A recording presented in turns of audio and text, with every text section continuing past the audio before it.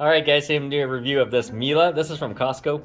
And it's their soup dumplings, their pork, and here are the ingredients. If you guys want to read this, pause the video.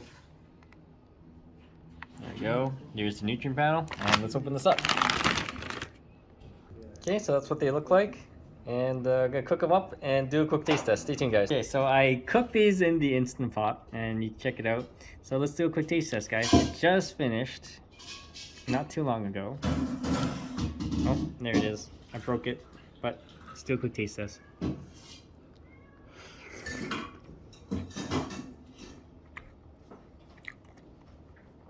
Whoa. It has a lot of juice in there. Like, broth is quite good. So what do I think of it compared to the other ones I've tried? It has a lot of flavor. The meat's a little small, but it has a lot of flavor. I just wish they were bigger and more, but it's pretty good. Alright guys, stay tuned for more videos.